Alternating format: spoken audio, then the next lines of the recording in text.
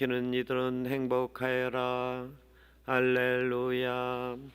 주님께서 여러분과 함께 또한 사제의 영과 함께 루카가 전한 거룩한 복음입니다. 주님 영광 받으소서. 그때 예수님께서 어떤 마을에 들어가셨다. 그러자 마르타라는 여자가 예수님을 자기 집으로 모셔드렸다.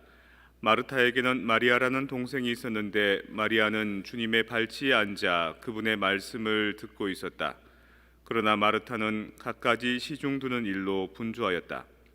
그래서 예수님께 다가가 주님, 제 동생이 저 혼자 시중 들게 내버려 두는데도 그냥 보고만 계십니까?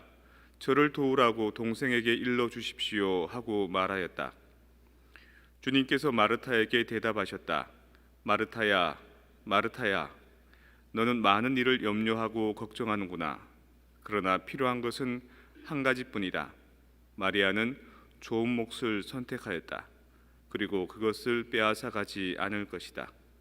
그것을 빼앗기지 않을 것이다. 주님의 말씀입니다. 그리스도님 참여합니다. 평화를 빕니다. 평화를 빕니다. 복음 말씀 마르타와 마리아 얘기를 두고 관상 생활을 하는 수도자, 또 활동 생활을 하는 수도자 이렇게 많이 비교를 하거든요. 근데 이거를 교육학적인 측면에서 다시 이해를 하면 달리 볼 수 있습니다. 오늘 요나서에 보면 첫 대목이 이렇습니다. 주님의 말씀이 두 번째로 요나에게 내렸다. 일어나 저 큰 성읍 니네베로 가서 그 성읍에서 외쳐라. 그러니까 첫 번째가 아니고 두 번째로 했다라는 것은 앞쪽에 대조되는 뭔가가 있다는 거죠. 첫 번째는 이렇게 일렀는데 하지 않은 겁니다. 그래서 엄청난 고생을 합니다. 죽을 고생을 하죠.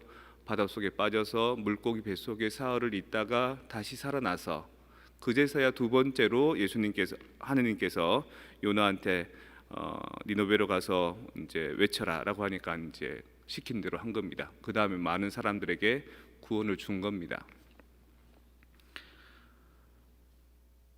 영화의 어떤 갓난 애가 그 밖에 눈이 소복하게 오니까 막 밖에 나가고 싶잖아요. 막 나가려고 그러니까 엄마가 안 돼, 추워, 옷 입어야 돼, 장갑 끼어야 돼, 모자 써야 돼. 그러니까 싫어 싫어 그러고 막 뛰어나가는 겁니다. 아빠가 놔두라고, 놔두면 추우면 들어올 거라고. 뭐 한 5초 안 돼서 들어와서 추워 이러고 들어오는 거예요. 자기가 추워 보니까 모자도 쓰고 장갑도 끼고 옷도 입고 나가는 거죠. 우리 본당에 어떤 교우분이 아들이 이제 대학교에서 전화가 왔답니다. 이런 일이 있는데 이걸 어떻게 해야 되냐라고 이제 묻는다는 거죠. 근데 정말 상의하고 싶어서 묻는다기보다도 자기는 그걸 하고 싶은데 이제 부모님하고 이제 얘기를 하는 겁니다. 부모님이 하지 마라 그러면은 싫어할 테니까 아들이, 그리고 또 다시는 그렇게 안 물을 테니까 네 판단대로, 네가 좋은 대로 아빠도 지지한다 이렇게 얘기해 줬다는 거죠. 예수님께서 그 마리아한테도 그렇지 않을까요? 정말 기도하고 예수님 가까이에서 얘기 듣는 게 더 고급이고 또 일하고 마르타처럼 이렇게 열심히 일하는 게 더 조금 하위의 일이고 이런 게 아니라 마리아는 참 좋은 몫을 택했다. 자기가 무엇을 선택하든지 간에 마리아가 하도록 놔둬라. 너는 너무 많은 것에 신경 쓴다. 중요한 것은 마리아가 이것저것을 선택해보고 그 중에 자기에게 가장 도움이 되는 것들을 선택하도록 해줘야 되지 않겠느냐라고 우리는 한번 재해석해 볼 수 있는 겁니다. 주님, 제 동생이 저렇게 하도록 내버려 두십니까? 마르타야, 마르타야, 너는 너무 많은 일을 걱정하고 있구나. 필요한 것은 한 가지뿐이다. 그 모든 경험들을 통해서 마리아가 선택할 수 있도록 놔둬라. 놔두면 요나처럼 자기 길을 가다가 이것도 경험하고 저것도 경험하고 결국에는 하느님 말씀에 따르게 됩니다. 애들 얘기만 아니라 우리도 그랬지 않습니까? 살면서 이게 좋겠다라고 생각하면 누가 뭐라 그래도, 부모님이 뭐라 그래도, 아니면 세상에서 이게 옳은 삶이다 그래도 거기에 꽂혀가지고 꼭 그 짓을 하고야 맙니다. 하지 마라 그러면 꼭 하고, 해라 그러면 꼭 안 하고, 그러면서 똑바로 가면 빠른 길을 이렇게 헤매면서 이스라엘 백성들이 40년 동안 헤매듯이 헤매고 또 반성하고 눈물을 흘리고 고생하고 그런 다음에야 그래 진작에 부모님 말씀 따를 걸 이렇게 생각하지 않습니까? 네, 하느님께서는 놔두는 겁니다.